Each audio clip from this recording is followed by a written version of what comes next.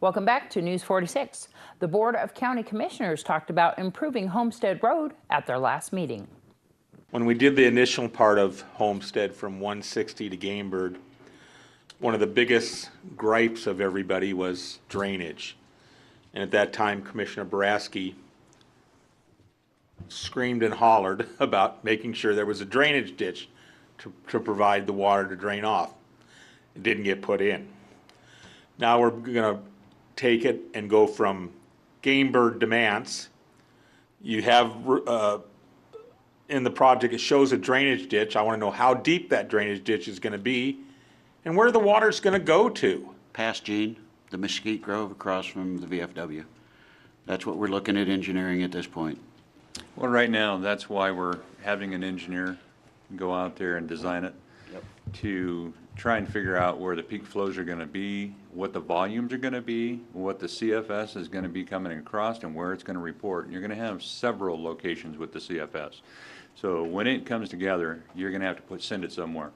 The original low spot is exactly where Dan was talking about. The Mesquite Grove, basically, by the VFW. That's where everything pretty much congregates today. That is actually the lowest point. All right, I've got no more public comment. I don't see anybody else, so I'm going to close public comment. I got a motion and a second. I'll research. Okay. And I'm going to call for the vote. Aye? Aye. Aye. Aye.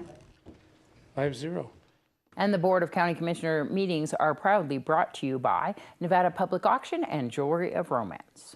A report from the Center for Health Statistics finds that 13% of children who were diagnosed with autism spectrum disorders lose their diagnosis after later test. 1 in 68 children in the United States are believed to have an autism spectrum disorder, a 30% increase from earlier estimates. In 2012, it was believed 1 in 88 children were on the spectrum. The diagnosis reversals are important to note for scientists who have puzzled over why there is such a big increase in the number of cases. Researchers say some children who were given the autism label may in fact be struggling with other challenges, such as developmental delays or attention issues. Of the parents who were surveyed about the reversed diagnosis, about 74% thought the reversals were due to new information, meaning their child started to show developmentally appropriate social skills or language abilities, as opposed to the child being cured. The authors say some reversals may be due to the way children are screened. Having a non-specialist diagnose a child may be adding to the increase in numbers, so may an increased awareness about autism spectrum disorder. More research will be needed to determine if overdiagnosis has become more common, but the work does show that a child's diagnosis can sometimes change as the children get older and doctors learn more about the child. Let's join Courtney Salmon with Weekend Sports. Weekend Sports is brought to you by Wolfenstein Construction. Flip Saunders, NBA coach for the Minnesota Timberwolves and Detroit Pistons, passed away on Sunday at the age of 60. Saunders was diagnosed with Hodgkin's lymphoma in August. Saunders began coaching the Timberwolves in 1996 and led them to 8 playoff appearances. The Pahrump Valley High School football team ended their season with a loss to Sierra Vista on Friday night. The Trojans fell to the number 4 ranked Sierra Vista 42-16. The PVHS volleyball team came away from the Longhorn Invitational with 2 wins and 2 losses. Today they play Cheyenne High School on the road, and they have their last home game of the regular season Wednesday against Faith Lutheran at 6 p.m. This Friday, the boys and girls cross-country teams travel to Boulder City to compete in the regional meet at Veterans Memorial Park. 16 teams will be competing to make it to the state championship meet. The Pahrump Valley High School girls soccer team edged out Sierra Vista on Friday, beating them 1-0.